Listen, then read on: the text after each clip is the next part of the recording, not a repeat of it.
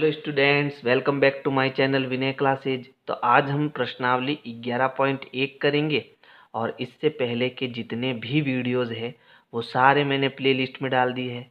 तो आप प्लेलिस्ट में जाओ और सारे वीडियो जो है आराम से देखो।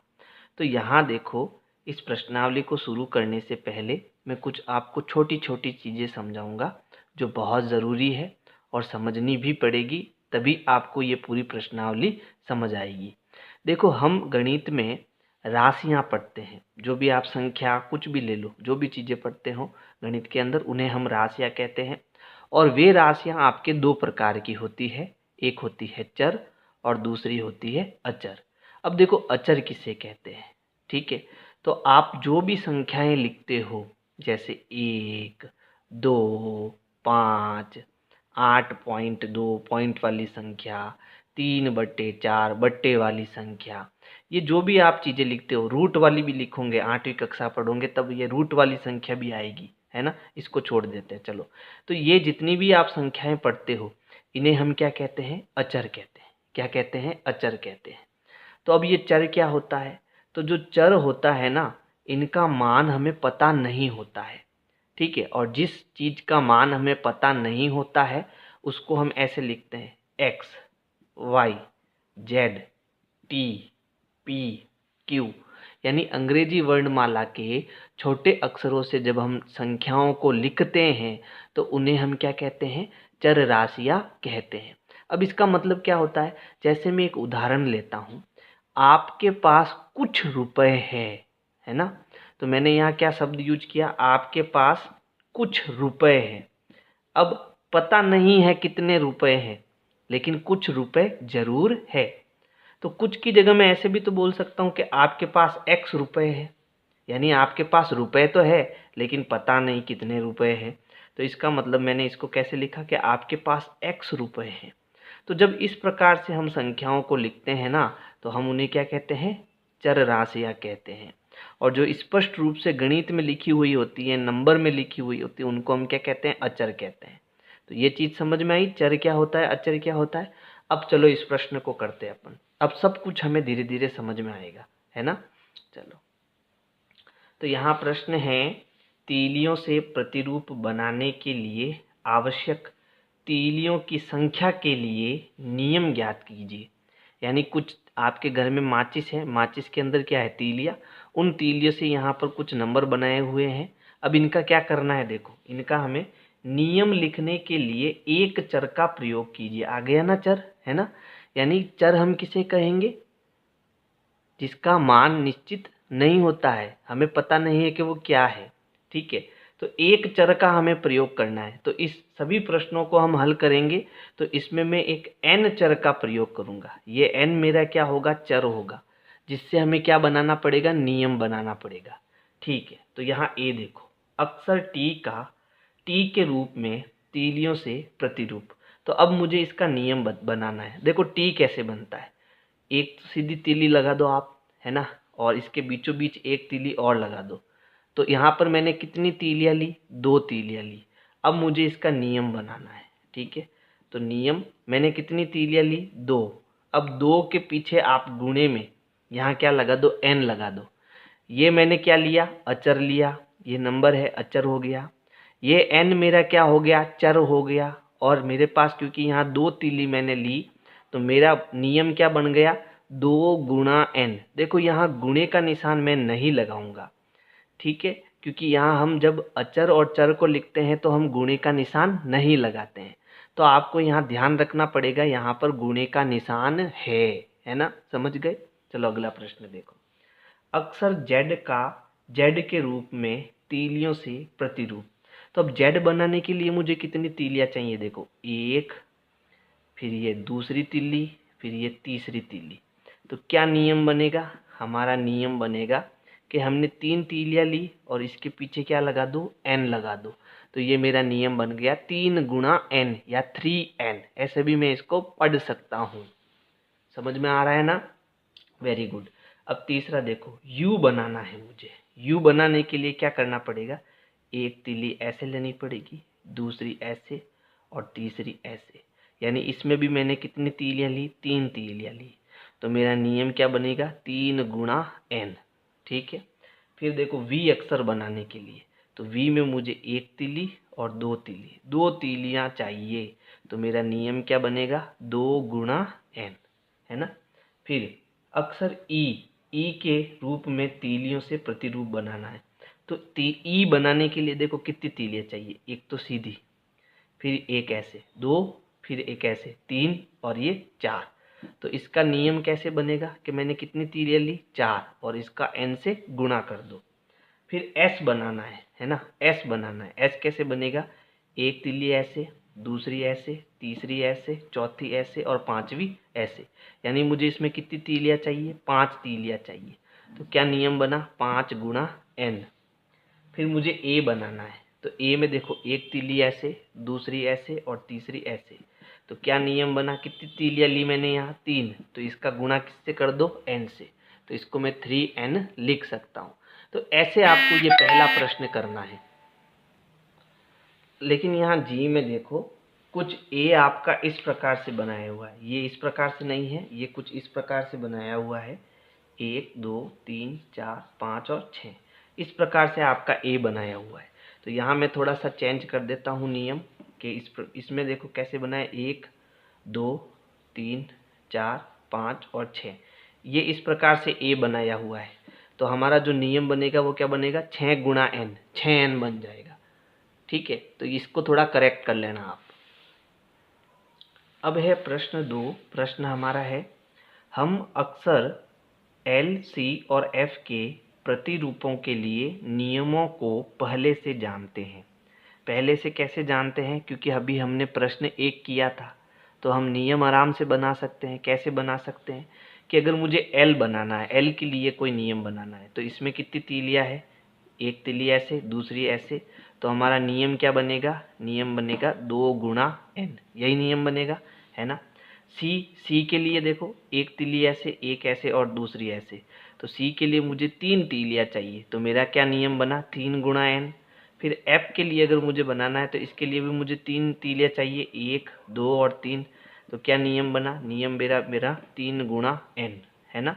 तो ये हम नियम बनाना तो जान चुके हैं। अब ये क्या कह रहा है, देखो ऊपर प्रश्न 1 में दिए कुछ अक्षरों से वही नियम प्राप्त होता है जो L द्वारा प्राप्त हुआ था। तो अभी अब हमने ऊपर देखा, ऊपर हमने क्या देखा, एक तो T अक्षर देखा, तो T अक्षर में आपके नियम यही बन रहा है। उसके बाद V अक्षर देखा था, तो V में भी आपके यही नियम बन रहा है। तो ऐसा क्यों होता है, ऐसा इसलिए होता है क्योंकि इन सभी में, है ना, L, T और V में तीलियों की संख्या क्या है, तीलियों की संख्या 2 है ना, सभी में 2 है। अतः इनके नियम समान है, इनके नियम क्या है, समान है। समझ गए, तो ये आपके प्रश्न संख्या 2 का उत्तर हो जाएगा। अब हमारा प्रश्न 3 है, देखो ध्यान से समझना इसको भी। किसी परेड में कैडेट मार्च कर रहे हैं, यानी कि जैसे हम 26 जनवरी और 15 अगस्त में मार्च करते हैं ना, तो वैसे ही आप कैडेट यानी कि कोई भी लोगों की संख्या, या फौजी ले लो, फौजी को ले लो, वो आपके क्या कर रहे हैं, मार्च कर रहे हैं, है ना।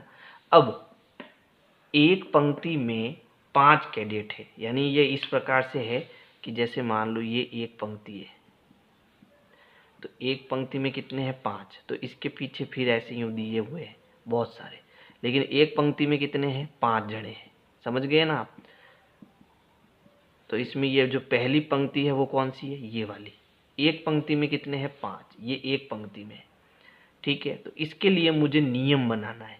क्या नियम बनेगा, देखो इसको मैं मिटा देता हूँ, प्रश्न आगे भी पढ़ लेते हैं, पूरा रीड कर लेते हैं प्रश्न को। यदि पंक्ति की संख्या ज्ञात हो, यानी पंक्तियों की संख्या हमें क्या है, ज्ञात हो, तो कैडेटों की संख्या प्राप्त करने के लिए क्या नियम है, और पंक्तियों की संख्या के लिए n का प्रयोग करें।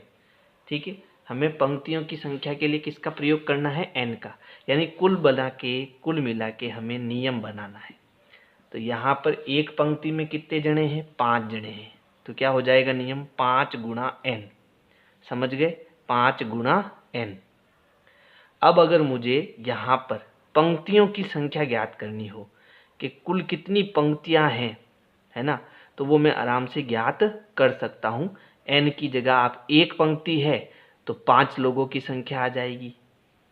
ठीक है, अगर एक पंक्ति है n बराबर 1 2 3 ऐसे कुछ भी हो सकता है। अगर मैं n की जगह 1 रखूँगा तो 5 लोग आ जाएंगे, n की जगह 2 रखूँगा तो 5 का 2 से गुणा करने पर 10 लोग आ जाएंगे, n की जगह 3 रखूँगा तो 5 से गुणा करने पर 15 लोग आ जाएंगे। बात समझ में आ गई। तो नियम मुझे बनाना है, तो नियम क्या बनेगा, नियम हमारा बनेगा 5 गुणा n। बस इतना सा उत्तर है। अब प्रश्न 4 है, एक पेटी में 50 आम है। आप पेटियों की संख्या के पदों में आमों की कुल संख्या को किस प्रकार लिखेंगे। पेटियों की संख्या के लिए b का प्रयोग कीजिए। यानी हमें यहाँ पर भी नियम बनाना है कि एक पेटी में कितने आम हैं, 50 आम हैं। ठीक है, ऐसी बहुत सारी पेटियां हैं। अब आपको क्या करना है, कुल आमों की संख्या ज्ञात करनी है। तो इसके लिए हमें पहले नियम बनाना पड़ेगा। ठीक है, कि एक पेटी में कितने आम, 50 आम, दूसरी पेटी में भी कितने आम, 50 आम, तीसरी पेटी में भी कितने आम, 50 आम। तो कुल 3 पेटियों में कितने आम हुए, 150 आम हुए। बात समझ में आ गई। लेकिन अगर मुझे इसको नियम में लिखना है तो नियम क्या होगा कि आमों की कुल संख्या, आमों की मुझे कुल संख्या बतानी है और इसको मुझे नियम से लिखना है। तो आमों की कुल संख्या क्या हो जाएगी भाई, एक पेटी में 50 आम है, 50 आम है, तो 50 को आप किससे गुणा करा दो। यहाँ पर मुझे किस चर का प्रयोग करना है, b का। तो 50 को मैं किससे गुणा कराऊंगा, अब b से गुणा कराऊंगा। अब यहाँ हमारा जो b है, b जो है वो कुछ भी हो सकता है, 1 2 3 ऐसे कुछ भी हो सकता है। बात समझ में आई।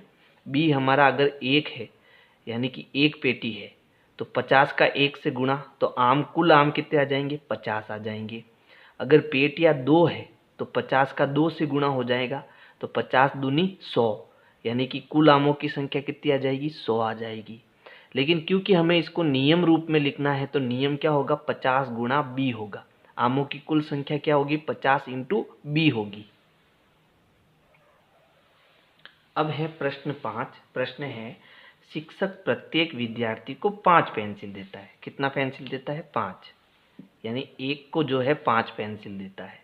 विद्यार्थियों की संख्या ज्ञात होने पर क्या आप कुल वांछित पेंसिलों की संख्या बता सकते हैं। विद्यार्थियों की संख्या के लिए 5 का प्रयोग कीजिए। यहाँ 5 नहीं, यहाँ s है।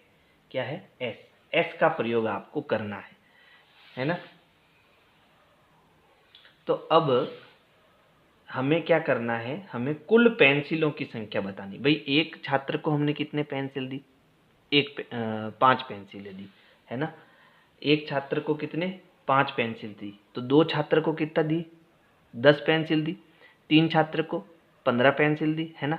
तो अब मुझे क्या करना है, कुल पेंसिलों की संख्या बतानी है। विद्यार्थियों की संख्या ज्ञात होने पर क्या आप कुल वांछित पेंसिलों की संख्या बता सकते हैं, है ना। बिल्कुल बता सकते हैं, क्योंकि अब इसने ये नहीं कहा कि कितने विद्यार्थी है ना।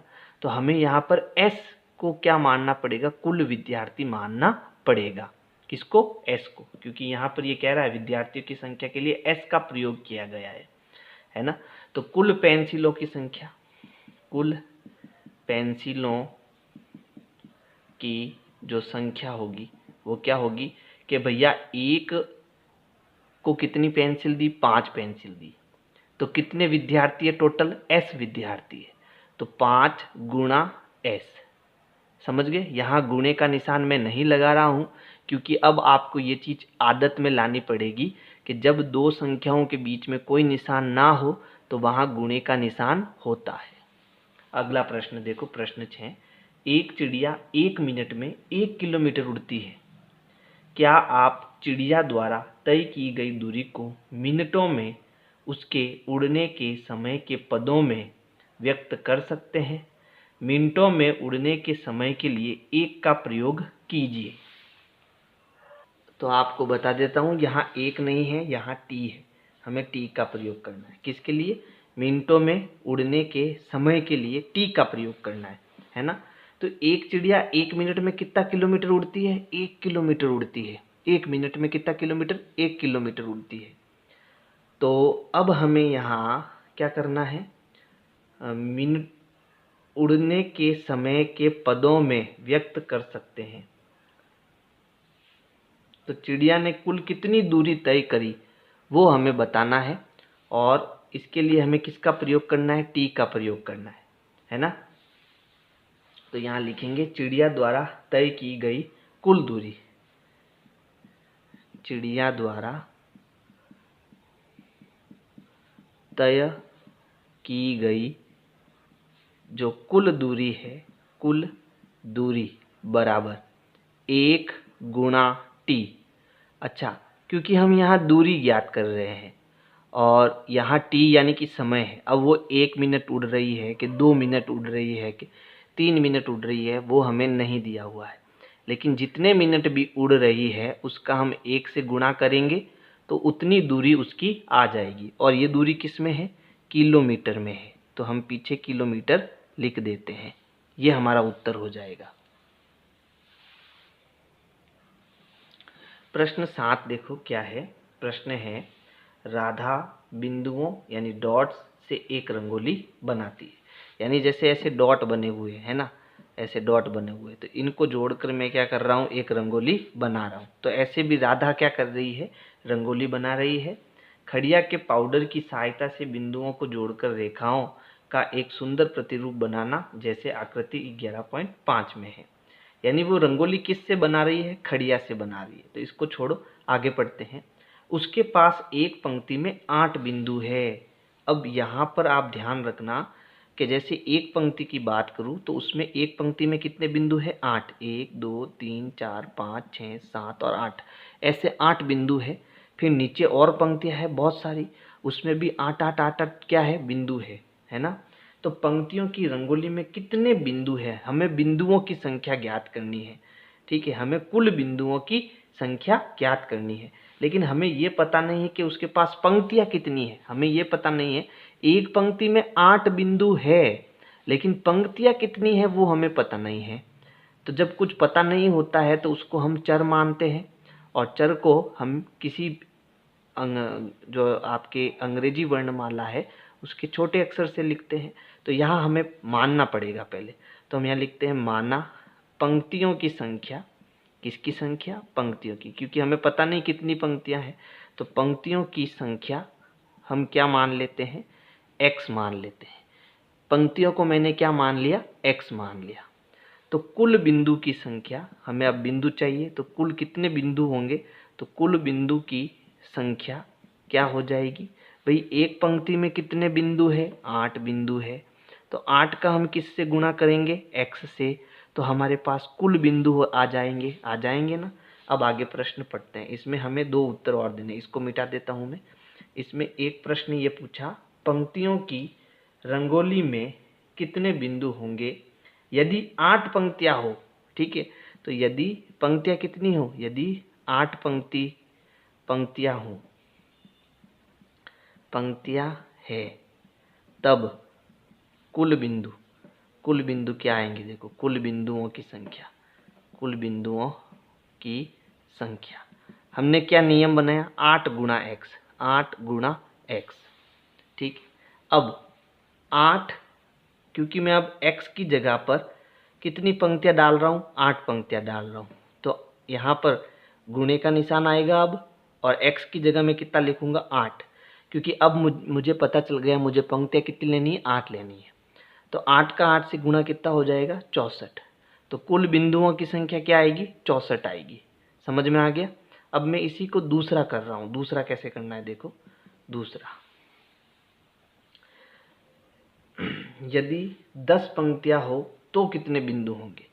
तो अब मुझे यहाँ पर कितनी पंक्तियां? यदि 10 पंक्तियां, यदि 10 पंक्तियां हैं, 10 पंक्तियां हैं, तो इसको मैं यहाँ मिटा देता हूँ, जगह नहीं है मेरे पास। इसको कहीं और करते हैं हम।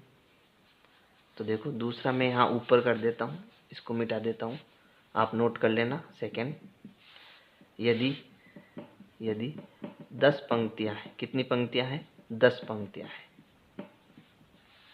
तो कुल बिंदुओं की संख्या, कुल बिंदुओं की संख्या, बिंदुओं की संख्या, हमारा नियम क्या था? 8x, 8x, यानी 8 यहाँ पर क्या आएगा? गुणा x कितना है? हमें पंक्तियाँ कितनी लेनी है? 10 लेनी है।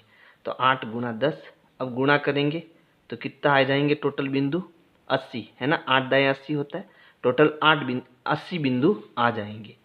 तो जो हम नियम बनाते हैं, ठीक है, इस नियम में ये x क्या है? अगर 1 है तो बिंदु 8 आएंगे, 2 है, x की जगह 2 है तो 8 का गुणा 2 से होकर 8 दूनी 16 हो जाएगा, तब बिंदु हमें 16 मिल जाएंगे।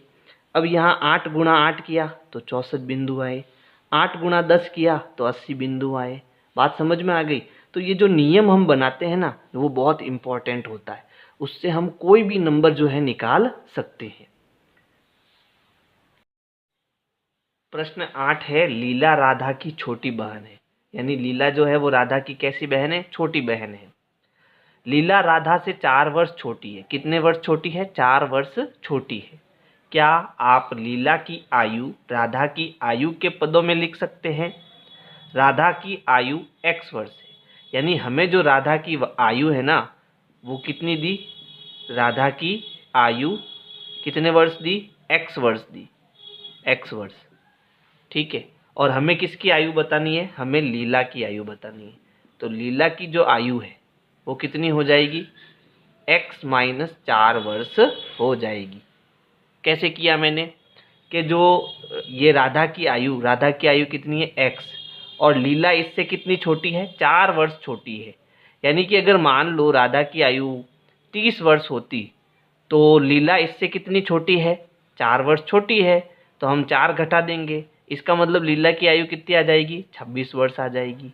बात समझ में आई? लेकिन क्योंकि हमें राधा की आयु यहाँ दी ही नहीं, यहाँ पर क्या मानी हमने? x मानी है।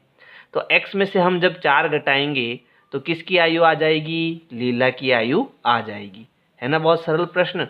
चलो अब अगला प्रश्न देखते हैं। अगला प्रश्न क्या है? प्रश्न है, माँ ने लड्डू बनाए, उन्होंने कुछ लड्डू मेहमानों और परिवारों के सदस्यों को दिए। तो माँ ने जो लड्डू बनाए उसमें से कुछ लड्डू किसको दिए? मेहमानों को, और कुछ लड्डू परिवार के सदस्य को दिए। फिर भी 5 लड्डू शेष रह गए। यानी जितने सारे लड्डू बनाए थे वो बांटने के बाद भी कितने लड्डू बच गए? 5 लड्डू बच गए। यदि माँ ने L लड्डू दे दिए हो तो उसने कुल कितने लड्डू बनाए? ठीक है, यानी कि जो मेहमानों और परिवारों के सदस्य को लड्डू दिए वो कितने दिए? L लड्डू दिए। उसके बाद भी कितने लड्डू बच गए? 5 लड्डू बच गए, है ना। तो अब हमें कुल लड्डुओं की संख्या बतानी है। तो यहाँ हम लिखेंगे माँ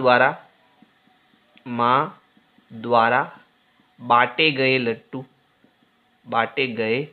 लड्डू, कितने बांटे लड्डू? L, है ना। L लड्डू क्या करे? माँ ने बांटे। किस किस को बांटे? मेहमानों को और परिवार के सदस्यों को लड्डू बांटे। फिर भी कितने लड्डू बच गए? 5 लड्डू बच गए। तो अब यहाँ पर कुल लड्डू की संख्या हमें पूछी है, वो कितनी होगी? तो कुल लड्डू कितने हो जाएंगे कि L लड्डू तो माँ ने बांट दिए, उसके बाद भी 5 लड्डू बच गए, है ना। तो ये कुल लड्डुओं की संख्या हो जाएगी L प्लस 5, है ना। जैसे मान लो 20 लड्डू जो है माँ ने बांट लिए परिवार और मेहमानों को, उसके बाद भी 5 लड्डू बचे हुए हैं, तो माँ ने कुल कितने लड्डू बनाए थे? 25 लड्डू बनाए थे। बात समझ में आई? तो हमारा जो उत्तर है ना, हमें पता नहीं है कि अब भाई कितने बांटे, तो हमने L मान लिया इसको। तो L प्लस 5 जो है वो कुल लड्डुओं की संख्या हो जाएगी। तो ये प्रश्न आपको समझ में आया? Very good. तो अब देखो प्रश्न 10 क्या है? संतरों को बड़ी पेटियों में से छोटी पेटियों में रखा जाना है। तो संतरे हैं वो बड़ी पेटियों में है और उनको किस में रखना है? हमको छोटी पेटियों में रखना है। जब एक बड़ी पेटी को खाली किया जाता है तो उसके संतरों से 2 छोटी पेटियां भर जाती है। यानी मान लो ये बड़ी पेटी है संतरों की, इसमें क्या है? संतरे हैं बहुत सारे, ठीक है। और जब इसको मैं खाली करूँगा तो खाली करने के बाद में छोटी छोटी 2 पेटियाँ जो है वो भर जाती है। बात समझ में आई? यानी एक पेटी को खाली करने पर 2 पेटियाँ जो है संतरों से भरती है। और फिर भी 10 संतरे शेष रह जाते हैं। यानी जो संतरे मैंने इसमें और इसमें डाले, ठीक है, उसके बाद भी शेष कितने रह गए? 10 जो संतरे हैं वो बच जाते हैं। यदि एक छोटी पेटी में संतरों की संख्या को x लिया जाए, यानी जो ये छोटी पेटी है ना, इसमें कुल कितने संतरे आएंगे? x संतरे आएंगे मान लो, है ना। तो बड़ी पेटी में संतरों की संख्या क्या होगी? तो देखो, अगर मैं इसमें से कुछ संतरे इसमें डालता हूँ तो उसकी संख्या क्या है? x। और यही साइज इस पेटी की है, तो इसमें से इसमें जब संतरे डालूंगा तो भी इसमें कितने संतरे आ जाएंगे? x संतरे आ जाएंगे। बात समझ में आई? उसके बाद भी इस पेटी में कितने संतरे और बच गए? 10 संतरे और बच गए। तो इसको जो है हमें इस बड़ी पेटी में कुल कितने संतरे हैं वो हमें बताना है। तो देखो इसको कैसे करना है समझना, पूरा बढ़िया प्रश्न है ये। तो यहाँ लिखेंगे हम छोटी पेटी में संतरे बराबर x। संतरे कितने हैं? x। और ऐसी ऐसी कितनी पेटियां है? 2 पेटियां है ना। अब हमें बड़ी पेटी में कुल संतरे ये बताने हैं, कुल संतरे कितने होंगे?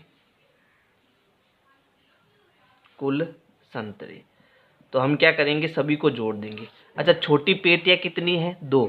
तो एक पेटी में x संतरे, दूसरी पेटी में भी x संतरे।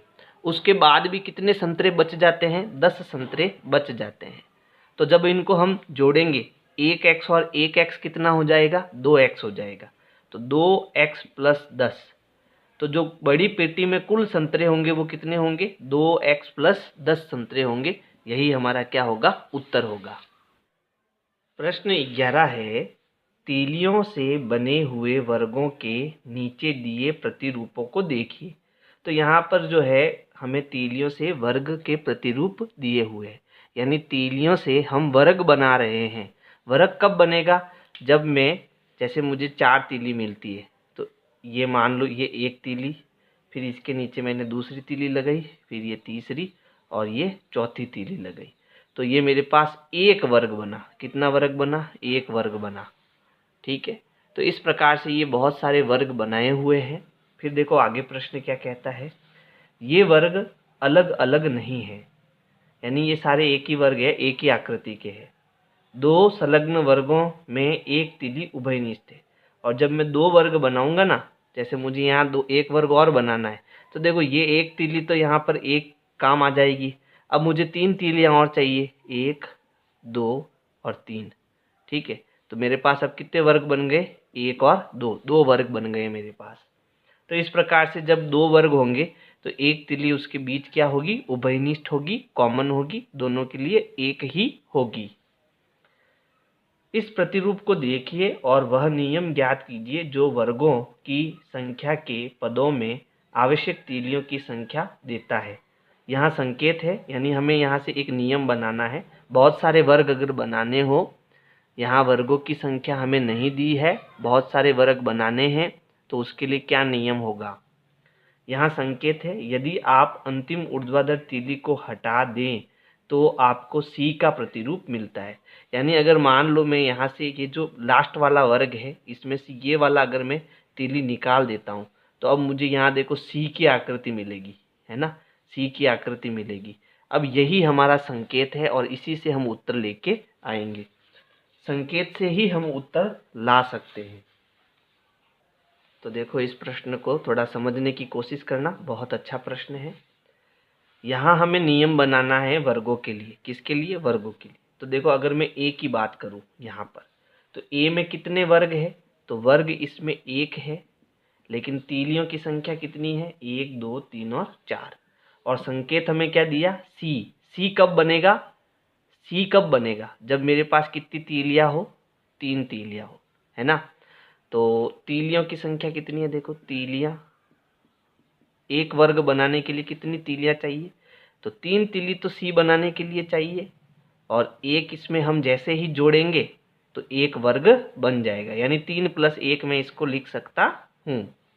अब मान लो मुझे वर्ग कितने हैं बी में, देखो बी अगर देखूँ तो इसमें 2 वर्ग है। वर्ग कितने हैं? 2 है।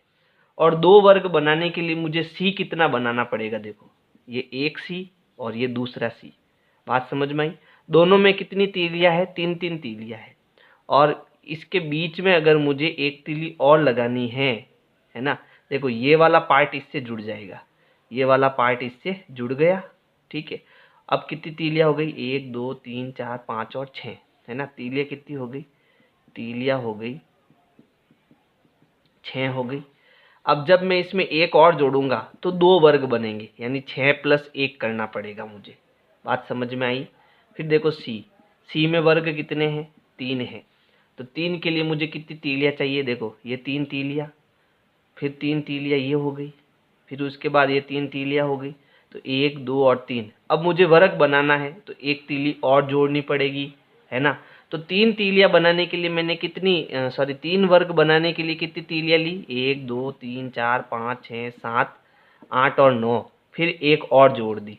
तो इसका मतलब इसमें तीलियां 9 थी, 9 तीलियां थी, और मैंने एक और जोड़ दी तो मुझे टोटल 3 वर्ग मिल गए, है ना। इसी प्रकार चौथे को देखते हैं, डी। वर्ग कितने हैं? तो इसमें वर्ग 1 2 3 और 4 है, 4 वर्ग है। तीलियां कितनी ली? तो देखो तीलियां लास्ट वाली आप हटा दो, इसको हटा दो, बाकी सब गिनो। 1 2 3 4 5 6 7 8 9 10 11 और 12, 12 तीलियां चाहिए, और फिर लास्ट में एक जोड़ने के लिए और चाहिए, तो 12 + 1 तीलियां चाहिए। तो अब देखो यहाँ पर ये आगे डॉट डॉट है, इसका मतलब आगे बहुत सारे वर्ग बन रहे हैं। अब वर्ग कितने हैं वो हमें पता नहीं है। और यहाँ अगर मैं देखूँ तो देखो यहाँ 3 का पहाड़ा चल रहा है, 3 एकम 3, 3 दूनी 6, 3 त्रिया 9, 3 चौक 12। तो 3 का पहाड़ा एक बार बोलता हूँ तो 1 वर्ग मिलता है। 3 का पहाड़ा 2 बार बोलता हूँ तो मुझे 2 वर्ग मिलता है। 3 का पहाड़ा 3 बार बोलता हूँ तो मुझे 3 वर्ग मिलता है। 3 का पहाड़ा 4 बार बोलता हूँ तो मुझे 4 वर्ग मिल रहा है। बात समझ में आई ना। अब अगर वर्ग x है, मान लो वर्ग हमारे पास कितने हैं? x है। अब मैं नियम बना रहा हूँ, वर्ग x है, तब तीलियां कितनी चाहिए? तब तीलियां कितनी चाहिए? तो यहाँ पर किसका पहाड़ा चल रहा है? x का पहाड़ा चल रहा है, 3 का पहाड़ा चल रहा है, ठीक है। देखो मैं इसको ऐसे भी लिख सकता हूँ ना, 3 × 1 + 1। और इसको मैं क्या लिख सकता हूँ? इसको मैं 6 लाना है तो 3 का पहाड़ा 2 बार बोलो फिर 1 जोड़ दो। 9 लाना है, 3 का पहाड़ा 3 बार बोलो और 1 जोड़ दो। 12 लाना है, 3 का पहाड़ा 4 बार बोलो और 1 जोड़ दो। अब मुझे x वर्ग लाने हैं, x वर्ग, तो 3 का पहाड़ा x बार बोलो और 1 जोड़ दो। ये हमारा क्या बन गया? नियम बन गया, है ना। अब देखो कभी भी जब बीजगणित होता है उसमें हम यहाँ बीच में इंटू नहीं लगाते, ठीक है। तो हम इसको ऐसे भी लिख सकते हैं, 3 × x + 1, यानी मुझे अगर x वर्ग बनाने हैं तो मुझे इसको 3 से गुणा करना पड़ेगा और उसमें 1 जोड़ना पड़ेगा, उतने वर्ग मुझे मिल जाएंगे। यही हमारा नियम बन जाएगा। तो ये हमारा क्या हो गया? नियम हो गया। बहुत अच्छा प्रश्न है। अगर समझ में नहीं आया तो एक बार वापस पीछे करो और वापस समझो। अब हम इसको देखते हैं, दूसरे प्रश्न को। प्रश्न क्या है देखो इसमें, ये इसका पहला हो गया 11वें का। अब दूसरा देखते हैं, आकृति 11.7। तो ये आपके 11.7 है। तीलियों में बना त्रिभुजों का एक प्रतिरूप दर्शाता है। इसमें क्या बने हुए हैं? सब में त्रिभुज बने हुए हैं। उपरोक्त प्रश्न 11.6a की तरह वह व्यापक नियम ज्ञात कीजिए जो त्रिभुजों की संख्या के पदों में आवश्यक तीलियों की संख्या देते हैं। तो जैसे हमने ये ऊपर वाला किया वैसे ही हमें ये नीचे वाला करना है। तो इसमें देखो, इसमें एक त्रिभुज के लिए कितनी तीलियां चाहिए? 3। लेकिन 2 त्रिभुज के लिए कितनी तीलियां चाहिए? तो देखो 1 2 3 4 और 5, यानी एक कम तीली चाहिए। बात समझ में आई?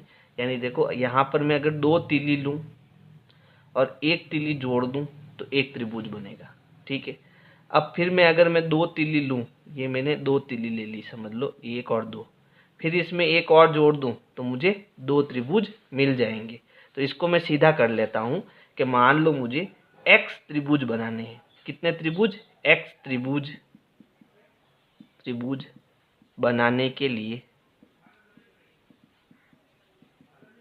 तीलियों की संख्या बराबर। देखो यहाँ पर त्रिभुज कब बनेगा? जब दो तीलियां हो और एक तीली में जोड़ दो तो एक त्रिभुज बनेगा। कितना त्रिभुज बनेगा? एक त्रिभुज। यानी कि दो तो मुझे परमानेंट चाहिए ही चाहिए, ठीक है। और उसके मैं कितना त्रिभुज बना रहा हूँ? एक त्रिभुज बना रहा हूँ। तो एक, दो का गुणा एक से, फिर कितना जोड़ दो? एक जोड़ दो। तो आपके पास कितनी तीलियां हो जाएगी? 2 एकम 2 प्लस 1 बराबर 3 तीलियां हो जाएगी। और 3 तीलियों से आप एक त्रिभुज बना सकते हो। लेकिन मान लो मुझे एक्स त्रिभुज बनाने हैं। कितने त्रिभुज बनाने हैं? एक्स त्रिभुज बनाने हैं। तो 2 का गुणा एक्स से करो और उसमें 1 जोड़ दो। उतने तीलियां आपको चाहिए होगी। एक्स त्रिभुज बनाने के लिए आपको इतनी तीलियां चाहिए। मान लो आपको 5 त्रिभुज, एक्स की जगह मान लो मुझे 5 त्रिभुज बनाने हैं। कितने त्रिभुज? 5 त्रिभुज बनाने हैं। तो इसके सूत्र में हम x की जगह कितना रखेंगे? 5 रखेंगे। तो अब तीलियों की संख्या क्या होगी? 2 गुणा एक्स। एक्स की जगह मैं कोष्टक बना रहा हूँ प्लस 1। एक्स में अब कितना ले रहा हूँ? त्रिभुज कितने ले रहा हूँ? 5 ले रहा हूँ। तो 5 का अब 2 से गुणा करो, 5 दूनी 10 प्लस 1, यानी कितनी तीलियां चाहिए? 11 तीलियां चाहिए। तो जो नियम होता है वो आपको बनाना आना चाहिए, है ना। तो ये, अगर आपको मेरी वीडियो पसंद आए तो लाइक करो, सब्सक्राइब करो, शेयर करो, कमेंट करो। Thank you. विनय क्लासेज की प्लेलिस्ट के लिए आपको यूट्यूब के सर्च में जाना है, ऊपर लिखना है विनय क्लासेज और सर्च करना है। इसमें आपको मेरा चैनल दिखाई देगा, चैनल में आपको जाना है। इसके बाद में यहाँ पर देखो होम, वीडियोज़ और प्लेलिस्ट का ऑप्शन है। तो इस प्रकार से आप मेरी प्लेलिस्ट पा सकते हैं।